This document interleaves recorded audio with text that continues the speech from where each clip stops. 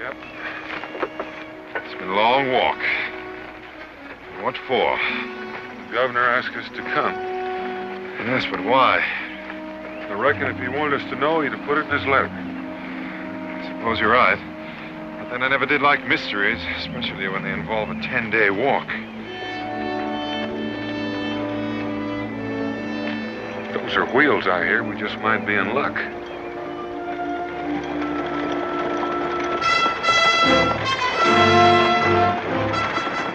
We are in luck.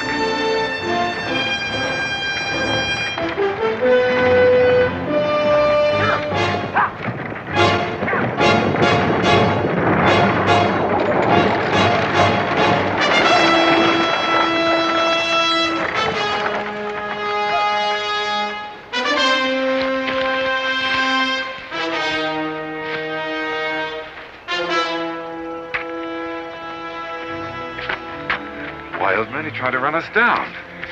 Yeah. Driver! Sorry, sir. 2 men tried to flag me down, scared the horses off the road. Sorry, sir. Now, let's move on, or I'll be late for my appointment. Yes, sir. Back! Back! Back! Move!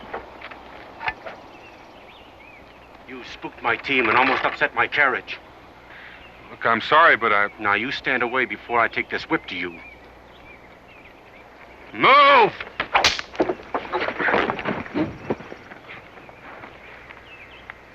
He's only a bit of a fellow, isn't he? Yeah, do you want to scalp him, Mingo, or shall I? Don't lay a hand on my driver.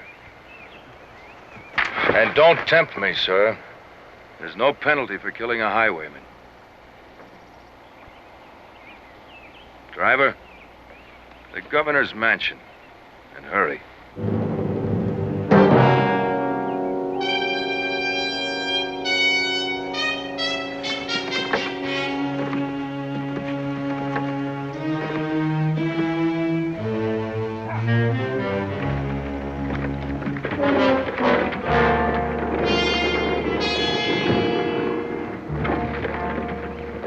Did he say governor's mansion? That's the way I heard it.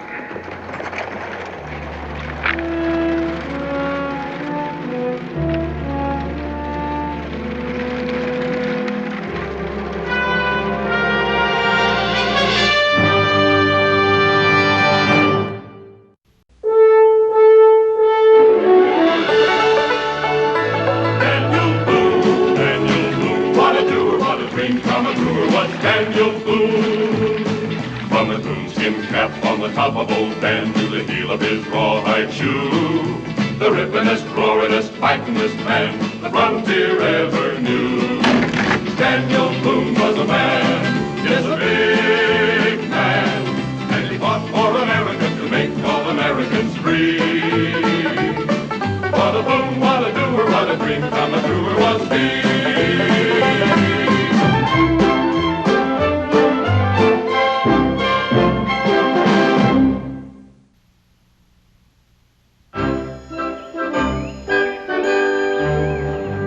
I assume, Captain, that you know why you're here.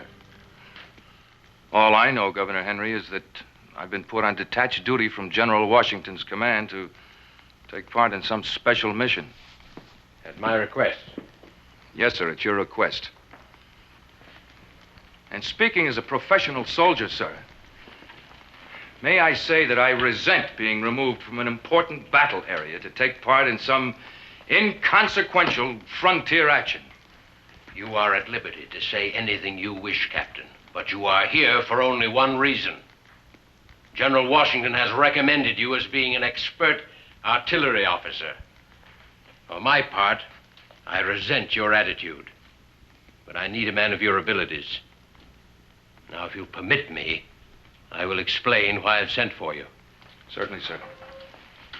As a professional soldier, you may be inclined to discount what I'm about to say as patriotic drivel, but I assure you... Are you questioning my patriotism, sir? No, I am merely asking to be allowed to finish what I have to say. When the Declaration of Independence was published here, the citizens of Williamsburg wished to contribute something to the cause. As you point out, Virginia is a frontier territory. Our resources are limited. But the people have given what they could. They've given metal, sir. All the metal they could. Iron skillets, iron statues, iron tools, copper. This precious metal has been melted down and cast into a weapon. The Williamsburg cannon. That's why you're here, Captain. Do you mean to say, sir, that I've been brought all the way from Long Island to put my stamp of approval on a homemade cannon? Well, that's part of it. The part you can't understand, Captain, is that we have no artillery in our frontier perimeter defenses, and we are desperately in need of it. Artillery? You have one cannon, sir. Now, what do you hope to accomplish with that?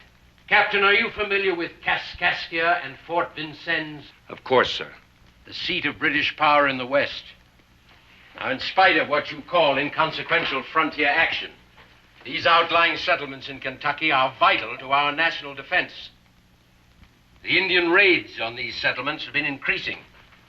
The various tribes involved are being armed and supplied by the British. Vincennes must be captured, Captain, and the British crushed, or Kentucky will be overrun, and our first line of defense destroyed. Most ambitious undertaking, sir. Major Clark, with a force of 180 men, has already stormed Kaskaskia and is now marching on Vincennes. It is quite possible that they are marching towards disaster. That's at least one point we're agreed on. With such an inadequate force and no line of supply, he is unable to lay siege. Nor can he storm that fort without artillery. He needs a cannon, Captain. Williamsburg cannon. Are you proposing to transport a field piece all the way across Kentucky? Well, that's 1,000 miles, Governor. And through a wilderness, too. I know that, Captain. I suppose you've sent for me to train a gunner for your expedition. Not to train a gunner. To be the gunner. With all due respect, Governor, I think your plan borders on insanity. That may be true. But I assure you it's also a necessity. And what if I refuse? I'll see to it that you're court-martialed and shot. Well, that might be the better choice of the two. I'm an army officer, not a wagoneer. I appreciate the hazards of the journey and the difficulties you'll be asked to overcome. And since you're unfamiliar with the wilderness, I've engaged a guide who knows Kentucky well. And has this guide approved your plan? I don't know. I haven't seen him yet. We meet with him at 10 o'clock tonight. And now, would you care to join me in a spot of brandy?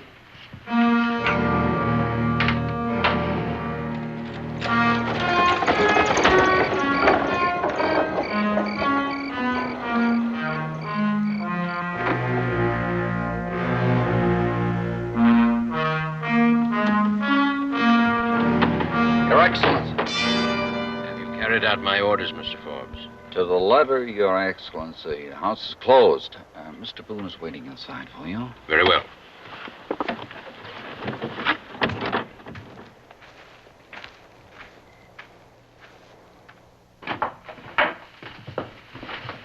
Good of you to come, Daniel. And you, Minko.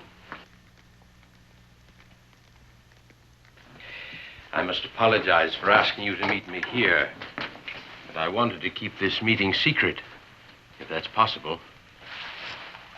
Allow me to present Captain Robert George of the Continental Army.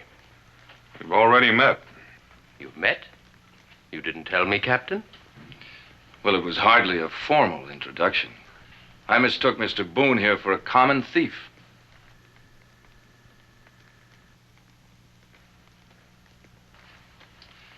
Don't tell me this is the man you've engaged for a guide. That's right. Well, then I must ask to be allowed to pick my own. Your request is denied, Captain. Mr. Boone is the best woodsman in Kentucky. I will not lay my plans aside because of any personal dislikes. I don't know what this is all about, Governor. but I can't say too much for the captain's manners. I'm not sure I'd want to guide him from here to across the street. Of course, you're free to go, Daniel. However, I ask you as a personal favor to at least hear me out. Well, we have walked 10 days to get here. I think the least I can do is hear you out. What do you say, Mingo? By all means. Thank you. I'll try to be as brief as possible.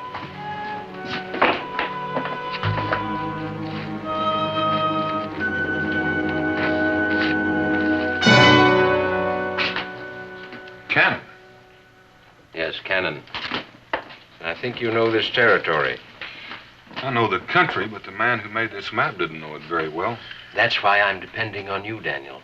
Now, in your opinion, is this expedition possible? Oh, I guess anything's possible. I don't know whether it's advisable.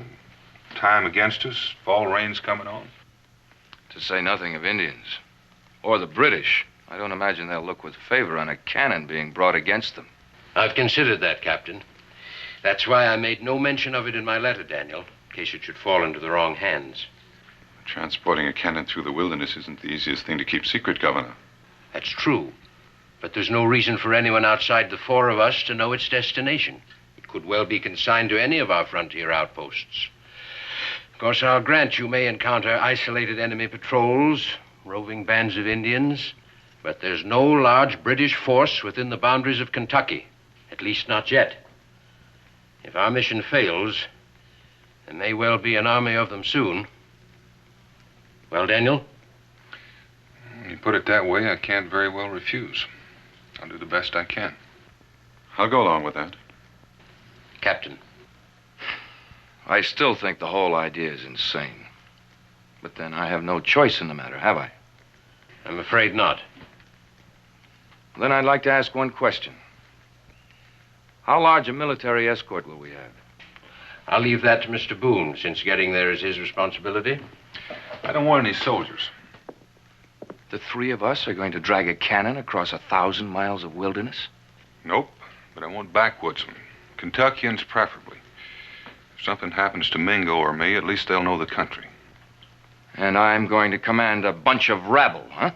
I wasn't aware that you were to command anything except the gun, Captain. If I undertake this trip, I'll do it with my own men in my own way. Your Excellency. I know, Captain, you object. But I find Mr. Boone's point well taken. Daniel? Do you think you can recruit some volunteers? Well, I won't guarantee that there'll be volunteers, but I probably can raise some men. Well, I'll just leave that part of it up to you, then. How much can I offer to pay them? The Virginia Assembly has agreed to allot $100 to anyone who'll undertake the trip. It's not much money to risk hanging or scalping. I have to agree with you. But the Assembly doesn't share my enthusiasm for the project. Nor do I think they realize its potential influence on the outcome of the war. But I take it it's all settled then? Well, there is one small point, Governor. Nobody knows yet whether your homemade cannon will even fire. Oh, that's your job, Captain. But that'll wait till tomorrow.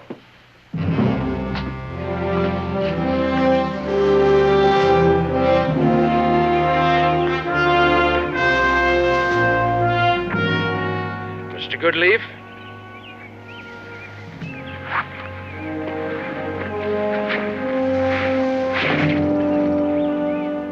Well, there it is. The Williamsburg cannon. What's your opinion of it, Captain?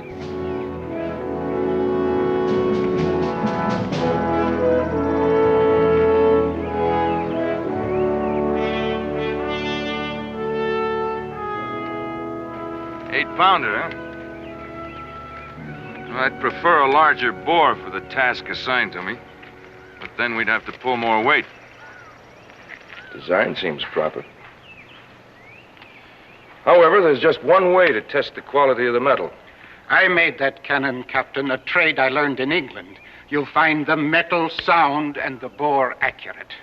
Then I assume you also know how to load it? Aye, sir. There's many around. I've loaded into one of these. Then let's get on with it. Aye, sir.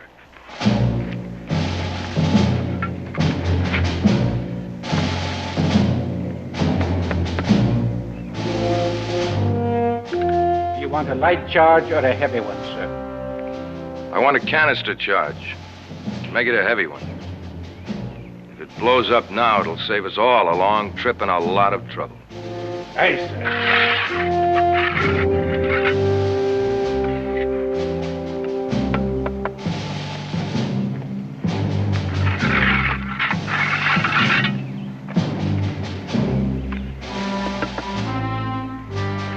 I'll take care of the priming. Aye, sir.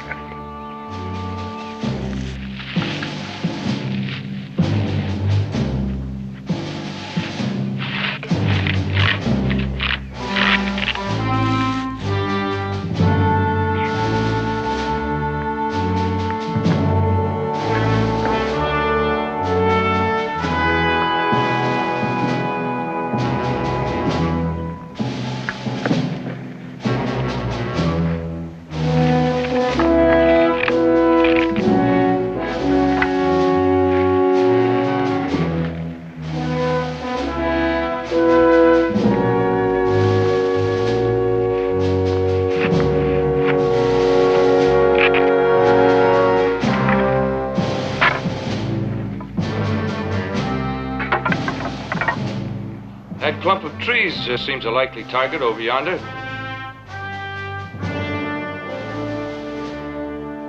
Boone, give me a hand. Soldier, get that powder out of here. Swing it right. And I'll need a little elevation, too. Hold it. That's about it. Right. A little more right. Right down.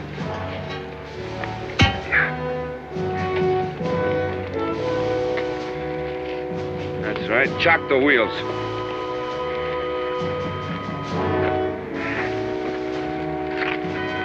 Mr. Governor?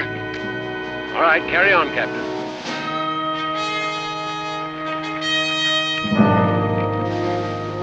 If I were you gentlemen, I'd move back. I have faith in my cannon.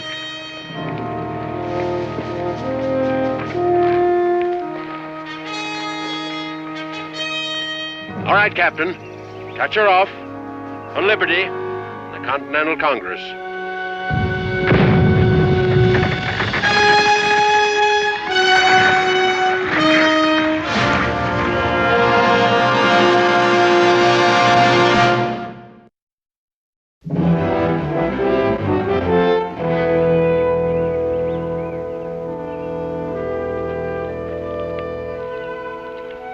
Seems all right here.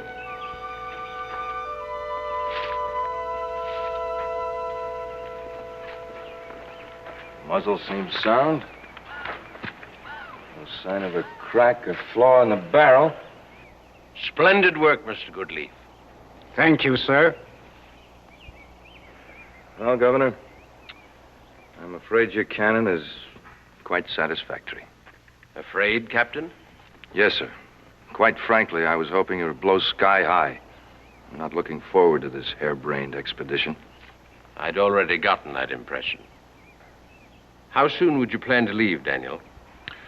Just as soon as we can get the cannon loaded into the wagon and arrange for our supplies. Well, I can take care of that yet today. What do you think you'll need? Well, we'll need staples and supplies for 6 men for at least a month. Grain for the horses, extra harness, a few coils, a good stout rope. That ought to do it. One more wagon should prove sufficient, then. May I make a suggestion, Governor? Certainly. Then I would advise pack horses rather than another wagon. Ones that are broken to harness, so that in case of an emergency, we'd have an extra hitch. It's a good idea, Mingo. I'll arrange for the horses. Well, how do you propose to carry powder and shot? Your cannon's no good without proper ammunition. That's already taken care of, Captain. Major Clark has established a supply depot on Corn Island, at the falls of the Ohio. You'll pick up shot and powder there. Your load should be lightened sufficiently by then to compensate for any extra weight. By then, we should be halfway to Vincennes anyway. Our only problem is one of personnel. When will you find recruits? Well, if you'll meet me at midnight, Governor, I'll have your men for you. Now, if you'll just tell me where the taverns are located in this town. Taverns? I said I wanted backwoodsmen. There's only one place you'll find them when they're in town, and that's someplace where they can get something to drink. The Williamsburg Pike. You'll find your taverns there. Seems a peculiar place to look for patriots. I didn't say they'd be patriotic, but they'll be tough. And I got an idea some of them can use a little extra drinking money. Daniel, these are troubled times. Virginia has its share of British sympathizers. Choose your men carefully. I will, Governor. Well, now, Captain, since you seem to be the keeper of the cannon, I'll leave you and Mr. Goodleaf to see it loaded on the wagon properly.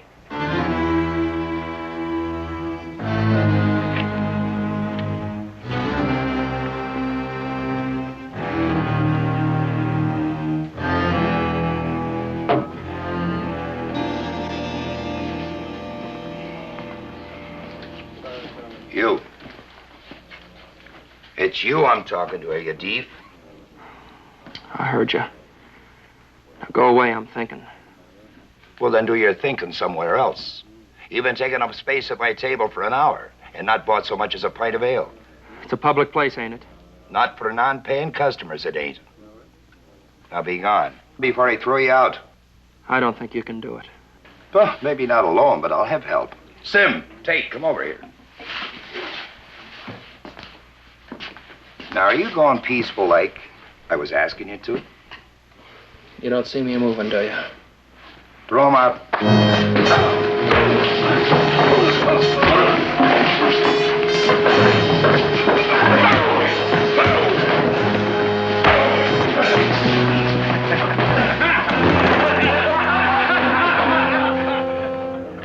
Now, let me give you some advice, son. Stay out of all the taverns in town until you get some money.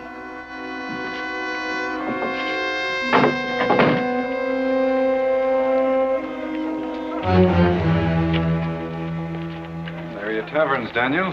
2 of them at least. That's just about all we can cover at once. Which one do you want? I can't see there's much difference, judging by the noise. I'll take the one down the street. Good hunting. Daniel! You want me to go with you? No. But there is one thing worrying me.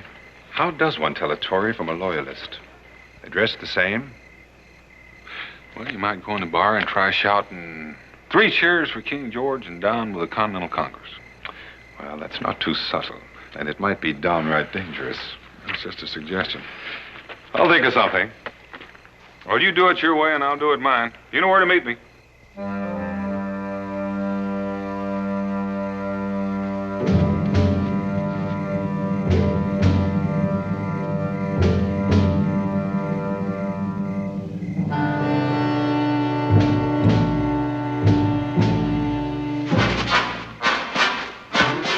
Turn around, mister.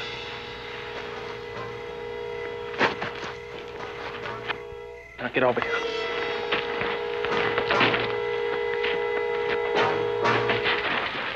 Your money, mister. And I need it real bad. So don't try running, because I throw this knife real good. Well, I don't plan on running. Now you're being sensible.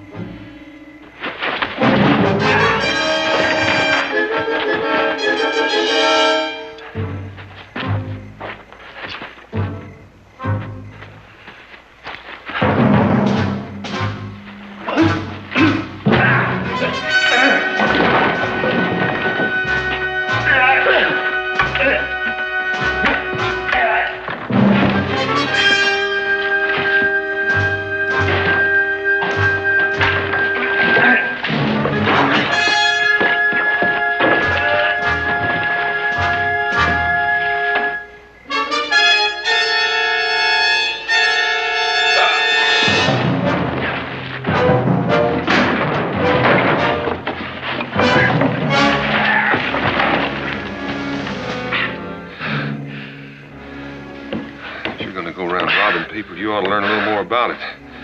Next time you might try a gun or you're apt to get yourself hurt. Go ahead and cut my throat. Don't matter much to me anyhow. I'm tempted. What are you going to do to me? Now, that depends on the answers I get. What's your name? Sam Lynn. Wait a minute, I know who you are. Why, you're Daniel Boone. I seen you once in Kentucky. I'm from Kentucky, too. Mr. Boone, I'm right ashamed of what I done. I've never done anything like that before. You must have needed money real bad. What did you want it For her. for? For her? Shawnee girl, I want to marry her, but I gotta buy her. You were aiming on robbing me to get money to buy yourself a wife? That's right. Well, how much do you need? $50. Sam, you got nerve. And you fight pretty good. How would you like a job? Doing what? Driving a wagon, hauling some freight, to take about a month of your time that pays $100. Would you mind repeating that? Driving a wagon. No, not that part. The part about the money. $100, $50 now, $50 when the job's finished. Mr. Boone, I reckon you just hired yourself a hand. When do we leave? Well, just as soon as I hire another hand. Come on, I'll buy you a drink. In there? Why not? Wait a minute, I'll get my knife and my gun. Mr. Boone, I'll tell you the truth. I just got thrown out of there. Took 3 of them to do it, but, well, there's an outside chance I could get thrown out again. With what I got in mind, there's a real good chance I'll get thrown out with you. Or do you want to wait here? Well, if it took 3 of them to throw me out, considering your size, it'll probably take 4 to throw you out. Couldn't be more than a dozen or so in there. All right. 2 Kentuckians, 12 of them? It's a fair fight.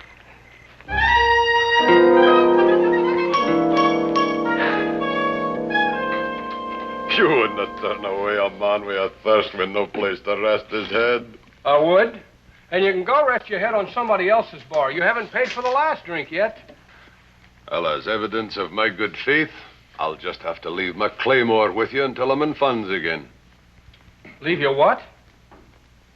Claymore. Claymore. The sword of my ancestors.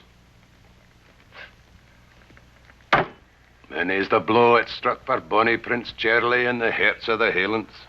And many a the time it's whirled o'er the battle cry of the clan Glenfallen.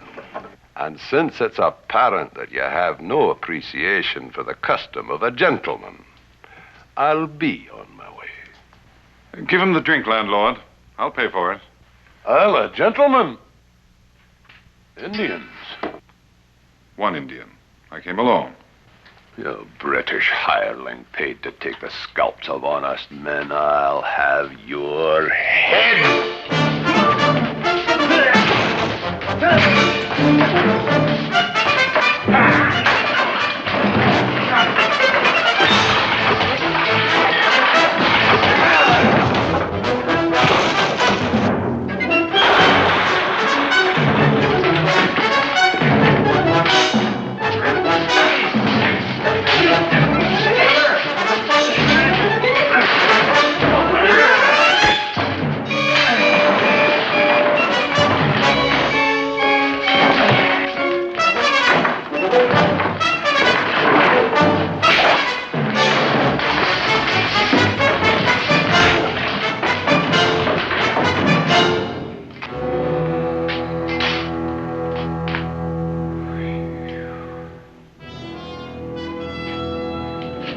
So help me, I never heard an Indian in my life. There's no cause for alarm. Pour me a mug of ale, will you? Yes, sir. Anything you say. Now, if there's anything else I can do for you. Who is he? Alexander McAfee, a remittance man, bought by the Crown for some reason which I don't know. But one thing I do know, he can be an awfully violent man. Don't I know it?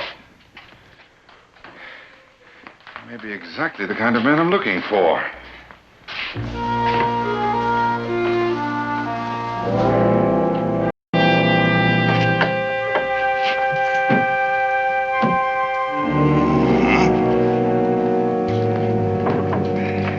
So it's you again.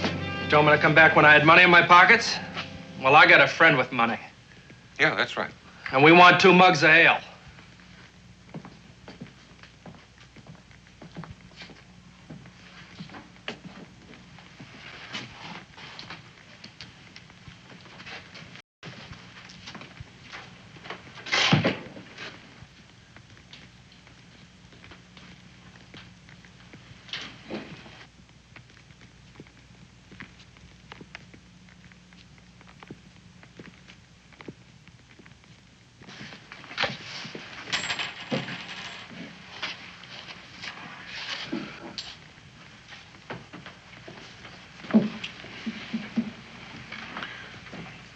Ready, Sam?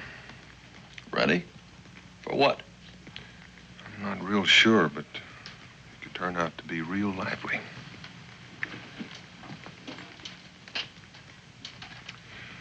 Three cheers for the king and down with the Continental Congress. Be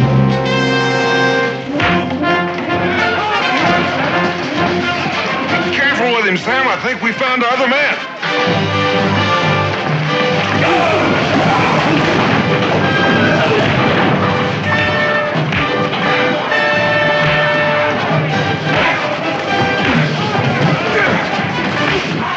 There can't be any fighting in this place. Now get rid of them.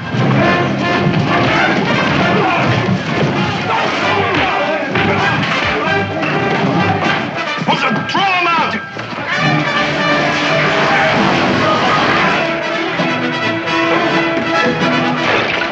Oh, no. Will you throw them out?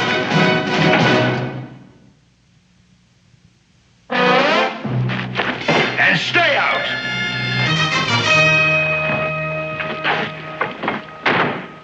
Well, should we try it again? Sam, I gotta say one thing for you. You're sure persistent. What do you want to go back in there for again?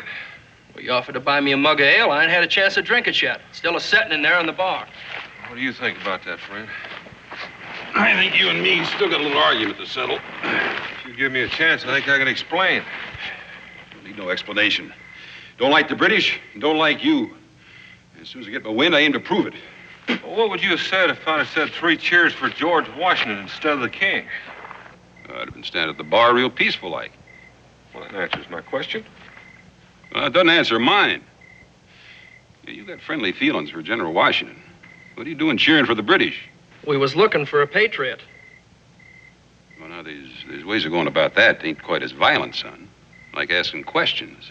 Well, if you ask questions, sometimes you get lied to. That's sort of logical.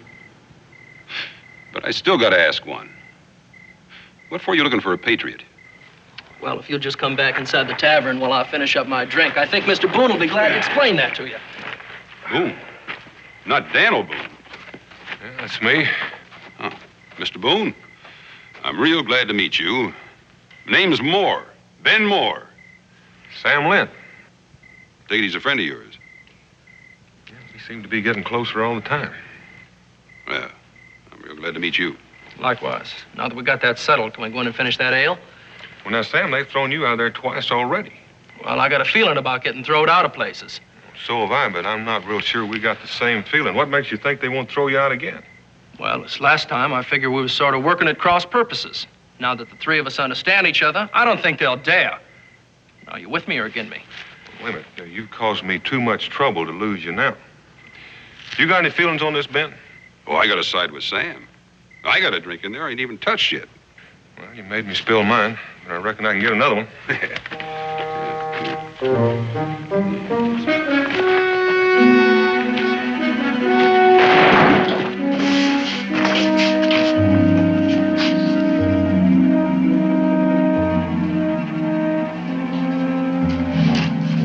Thank you, fellas. Thank you for the paper.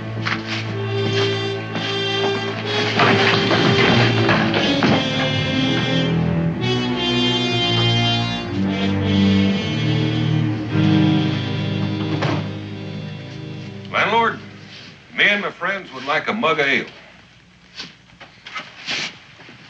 Now, don't you figure you caused me enough trouble already? What trouble you reckon he's talking about? Oh, you must mean that little misunderstanding Dan and me had. You know what trouble I mean. Now get out, all three of you. Mister, I think you've got the wrong impression. All we want is a friendly little drink. If you don't call off your dogs, that trouble you just mentioned won't hold a candle to the trouble you're going to get. Or maybe you never heard of the expression, in union, there's strength. Let them stay. As long as they don't start no more fights. Now, that's what I like. Peace and quiet in a friendly atmosphere. Thank you, Enki.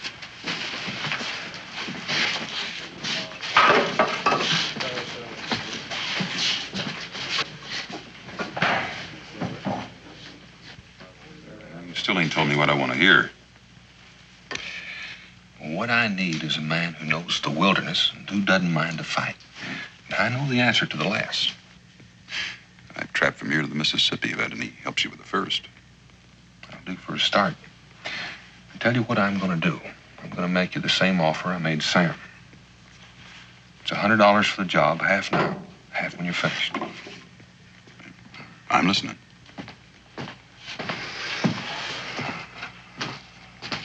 Here's your ale. As I was saying, there's nothing like a friendly atmosphere.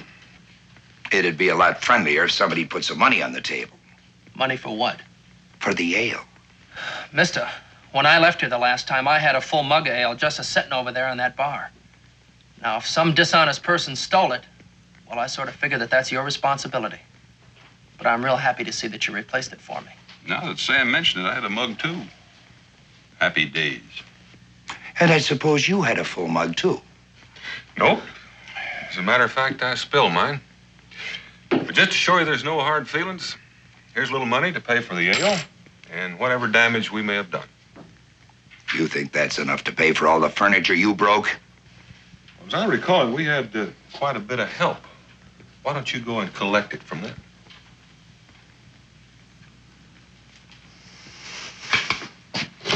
Now, as you was saying, and I was listening.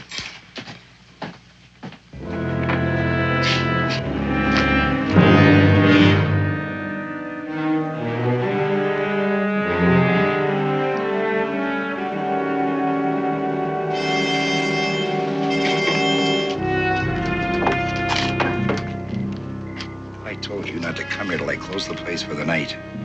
The information I brought this time couldn't wait. I'll be the judge of that. And listen well and judge. You see that big man with the red shirt and the leather jerkin sitting at that table over there? I've seen him. He's some drunken trapper. He started a fight in here like to tore up all the furniture. A Kentuckian named Daniel Boone. And here on business for the governor. What's he doing in a place like this?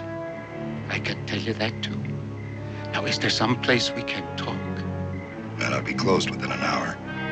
Come back, but be sure nobody sees you, Mr. Goodleap. All right.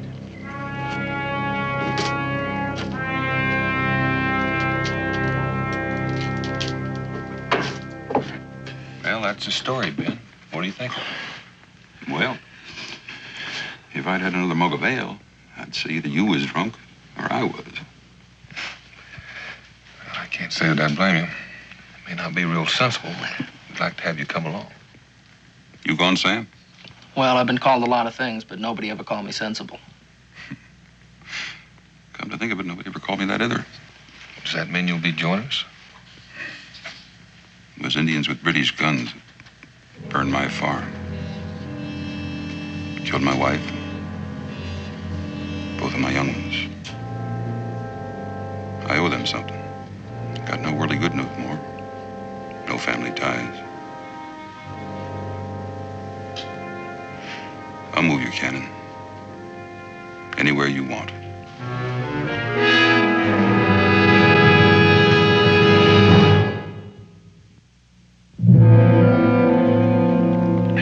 How much longer are we going to be waiting for this friend of yours? Well, not much longer. Maybe I ought to start out looking for him. Him being Indian, he may have got himself into trouble. You say Indian? Yeah. You two wait here. We'll all wait, Boone. What's wrong with you? Told you. Those Indians burned me out. So we'll all wait for that friend of yours. When he gets here, I aim to kill him. You let me explain. No explaining needed when it comes to Indians. I said we'd wait here. You won't listen, Ben. I reckon you and I are going to have to lock horns again. I reckon so. Now, if you just come in a little closer. That's the way you want it.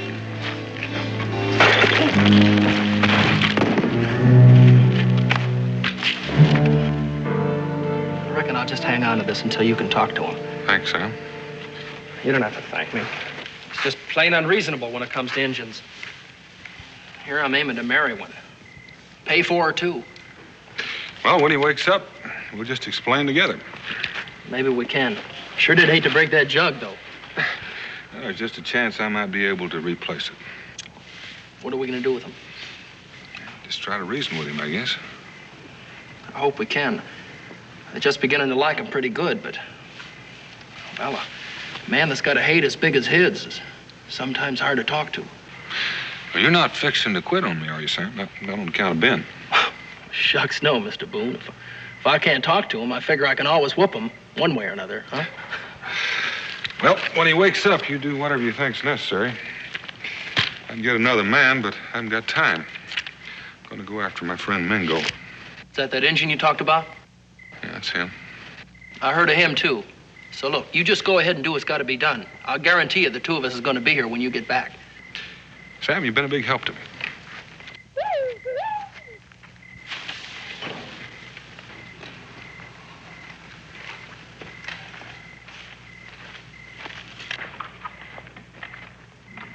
Found another man for us, Daniel. Now, that's the biggest skinning knife I ever seen. I thought you might recruit someone. I didn't figure on you capturing him. And who is it you think is the captive?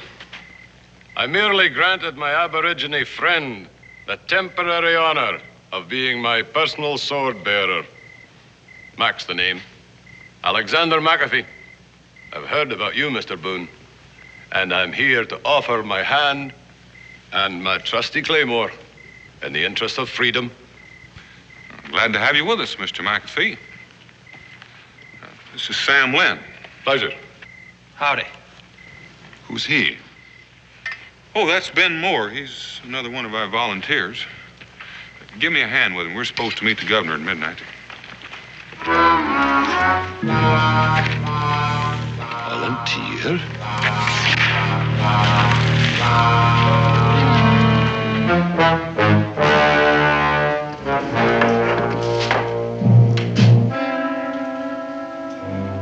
You say they aim to haul a cannon to Major Clark at Fort Vincennes. I heard them talking. There's no doubt about it. Over all them mountains on any roads? Can't be done. Boone says it can. How many men? An Army Captain Boone, his Indian friend, and 3 Kentuckians, if he can find them. He may have found a couple of them here tonight. Now, you pay me my money and I'll leave, and you'll hear no more from me. I'll want enough to pay my passage back to England. Which way are they going, and when do they leave? You show me the money, and I'll even tell you that. Well, that sounds fair enough. Well? There's a supply depot at the falls of the Ohio. They'll stop there for shot and powder. When do they leave? They meet tonight at midnight at Finley's Grove, just off the turnpike. You're sure no one saw you come here tonight, Mr. Goodleaf? You may be sure of that. I'd not take a chance on being hanged. And now I'm glad the spying's at an end. I find I have no taste for it.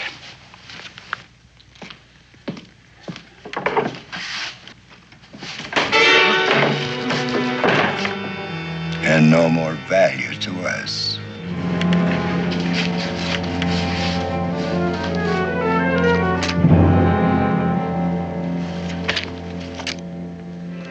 Tate, you know how to find that British raiding party hiding in the mountains west of here? Major Ferguson? I reckon I can find him. Might take a little while. It takes time to move a cannon, too. Go saddle up a horse.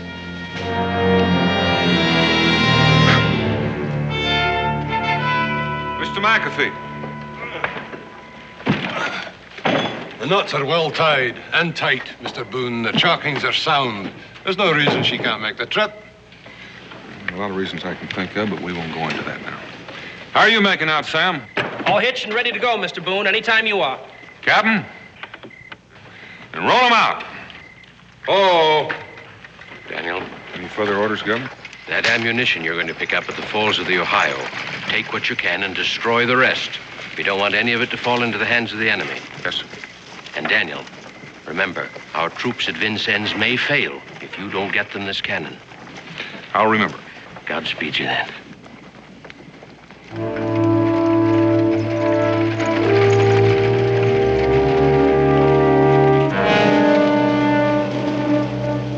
Brave men for liberty.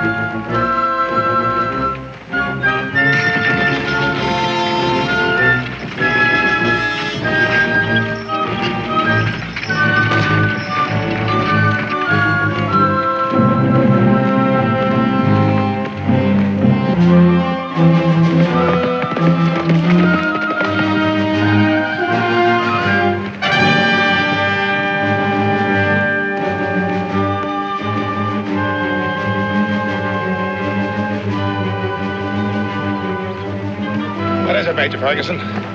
Point just signaled for us to hold up the column.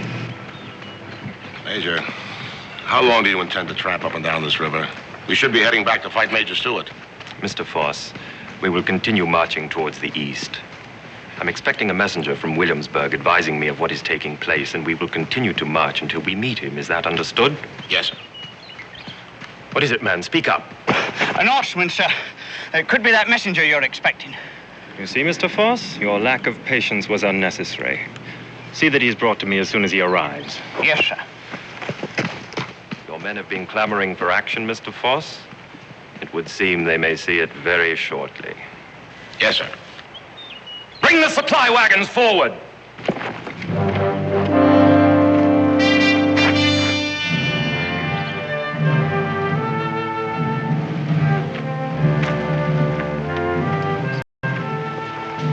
Did you hear that, Mr. Foss? The Williamsburg cannon here in the wilderness.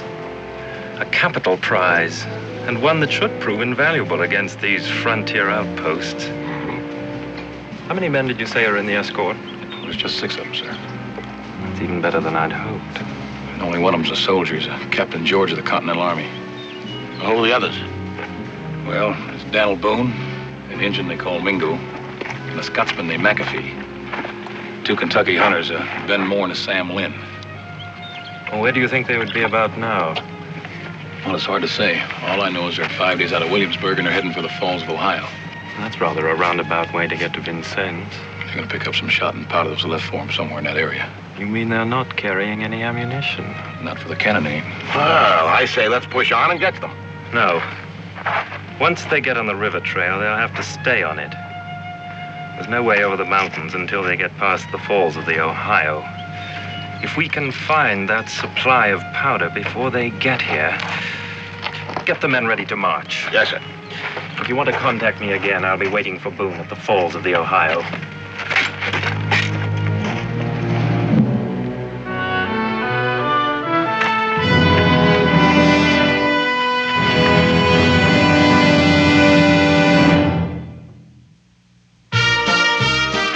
This is Fess Parker. Please watch for the exciting conclusion on Part 2 next week.